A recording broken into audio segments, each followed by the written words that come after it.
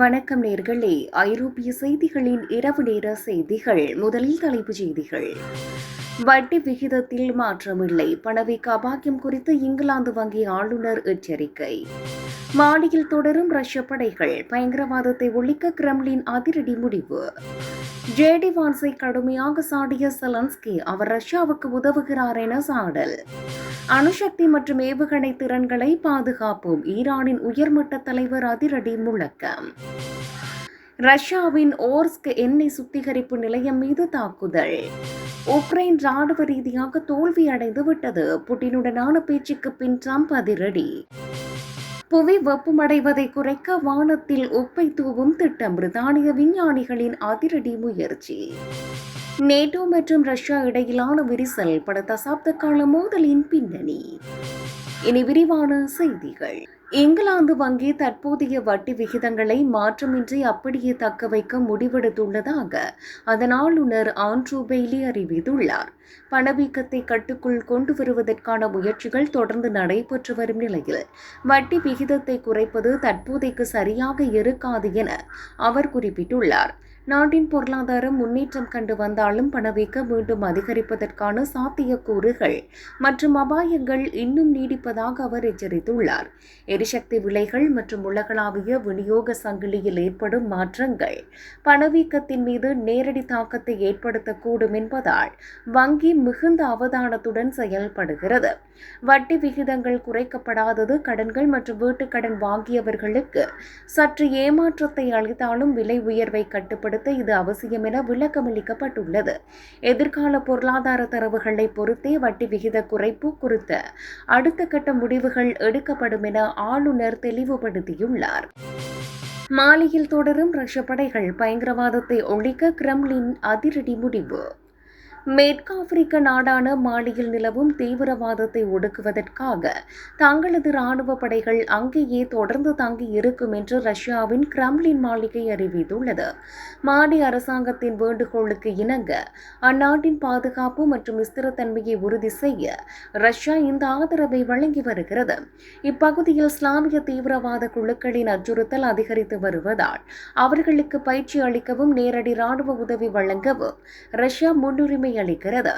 நீண்ட காலமாக மாலியில் செல்வாக்கு செலுத்தி வந்த பிரான்ஸ் போன்ற ஐரோப்பிய நாடுகள் வெளியேறியுள்ள நிலையில் ரஷ்யாவின் இந்த நகர்வு ஆப்பிரிக்காவில் அதன் பிடியை பலப்படுத்துகிறது. பயங்கரவாதத்துக்கு எதிரான போராட்டத்தில் மாலி ராணுவத்தில் தேவையான நவீன ஆயுதங்கள் மற்றும் உளவு தகவல்களை ரஷ்யா தொடர்ந்து வழங்கும் என தெரிவிக்கப்பட்டுள்ளது. இருப்பினும் ஆப்பிரிக்காவில் ரஷ்யாவின் இந்த ராணுவ ஊடுருவல் மற்றும் வாக்னர் குழுவின் செயல்பாடுகள் குறித்து மேலை நாடுகள் தங்களது கவலையையும் விமர்சனங்களையும் முன்வைத்து வருகின்றன. ஜேடி வான்ஸை கடுமையாக சாடிய செலன்ஸ்கி, அவர் ரஷ்யாவுக்கு உதவுகிறார் என சாடல். அமெரிக்க செனட்டர் ஜேடி வான்ஸின் கருத்துக்கள் ரஷ்யாவுக்கு சாதகமாக உள்ளதாக உக்ரைன் அதிபர் வோலோடிமிர் செலன்ஸ்கி பகிரங்கமாக குற்றம் சாட்டியுள்ளார். உக்ரைனுக்கான ராணுவ உதவிகளை நிறுத்துவது அல்லது குறைப்பது தொடர்பான வான்ஸின் நிலைப்பாடு போர்க்களத்தில் ரஷ்யாவின் கரங்களை வலுப்படுத்தும் என அவர் எச்சரித்துள்ளார். உக்ரைனின் எல்லைகளை விட்டுக் கொடுப்பதன் மூலம் அமைதியை ஏற்படுத்தலாம் என்ற வான்ஸின் யோசனையை செலன்ஸ்கி கடுமையாக நிராகரித்துள்ளார். இத்தகைய கருத்துக்கள் உக்ரைன் மக்களின் தியாகத்தை கொச்சைப்படுத்துவதோடு ஒரு இறையாண்மை கொண்ட நாட்டின் பாதுகாப்பை கேள்விக்குறியாக்குவதாக அவர் குறிப்பிட்டுள்ளார். சர்வதேச நாடுகள் உக்ரைனுக்கு வழங்கும் ஆதரவு குறையும் பட்சத்தில் அது ரஷ்ய அதிபர் புட்டினுக்கு கிடைக்கும் மிகப்பெரிய வெற்றியாக அமையும் எனவும் அவர் வாதிட்டார். அமெரிக்காவின் உள்நாட்டு அரசியலில் உக்ரைன் போர் ஒரு முக்கிய விவாத பொருளாக மாறியுள்ள சூழலில் செலன்ஸ்கியின் இந்த விமர்சனம் சர்வதேச அளவில் கவனத்தை பெற்றுள்ளது. அணுசக்தி மற்றும் ஏவுகணை திறன்களை பாதுகாப்போம், ஈரானின் உயர்மட்ட தலைவர் அதிரடி முழக்கம்.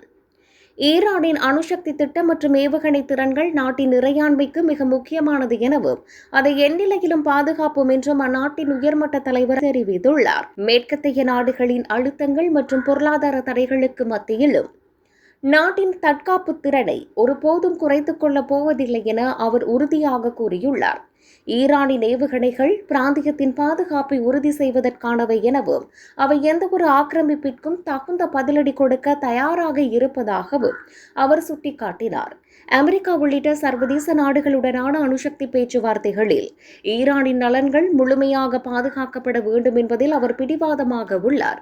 வெளிநாட்டு அச்சுறுத்தல்களுக்கு பயந்து நாட்டின் அறிவியல் மற்றும் ராணுவ வளர்ச்சியை முடக்க முடியாது என ஈரானிய படைகளுக்கு அவர் அறிவுறுத்தியுள்ளார்.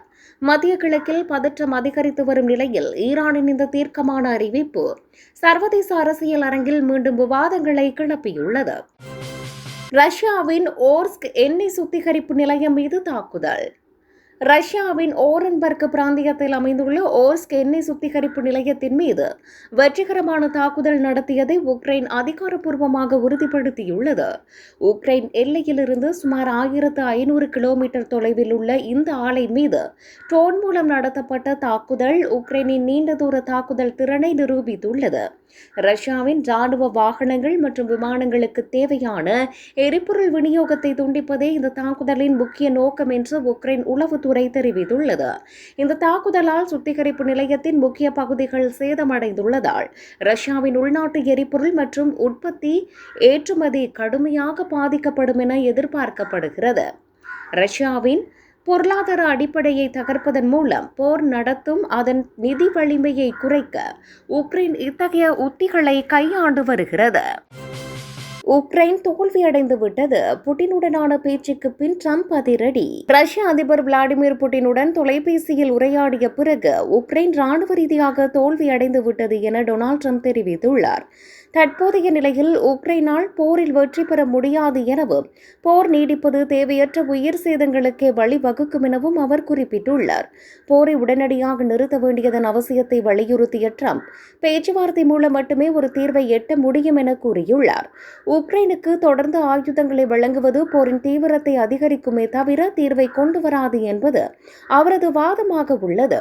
புட்டினுடனான இந்த பேச்சுவார்த்தை சர்வதேச அரங்கில் பெரும் விவாதங்களை கிளப்பியுள்ளதோடு அமெரிக்காவின் வெளியுறவு கொள்கையில் ஏற்பட போகும் மாற்றங்களை சுட்டிக்காட்டுகிறது. ட்ரம்பின் இந்த துணிச்சலான கருத்துக்கள் உக்ரைன் மற்றும் அதன் ஐரோப்பிய நட்பு நாடுகளிடையே பெரும் கவலையையும் அதிர்ச்சியையும் ஏற்படுத்தியுள்ளது.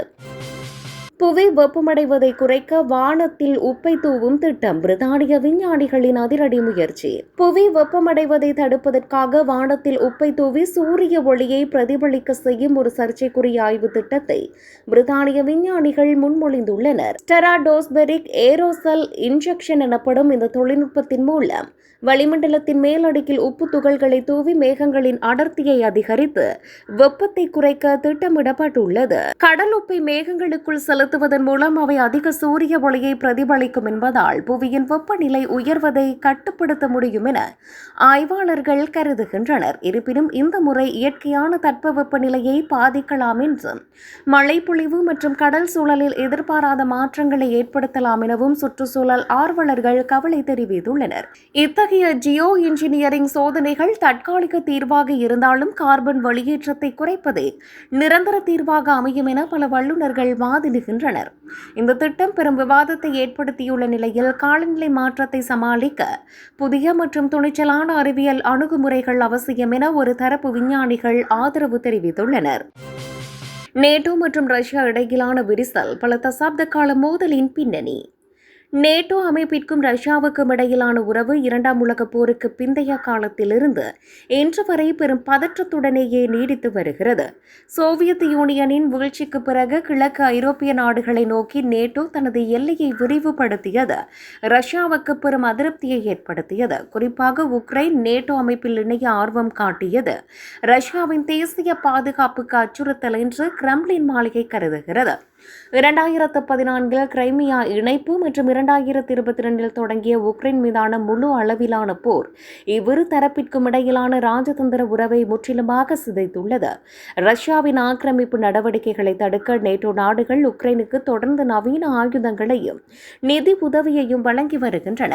பனிப்போருக்கு பிந்தைய மிக மோசமான கட்டத்தை எட்டியுள்ள இந்த மோதல் உலக நாடுகளை மீண்டும் இரு துருவங்களாக பிரிக்கும் அபாயத்தை ஏற்படுத்தியுள்ளதாக அரசியல் ஆய்வாளர்கள் எச்சரித்துள்ளனர்.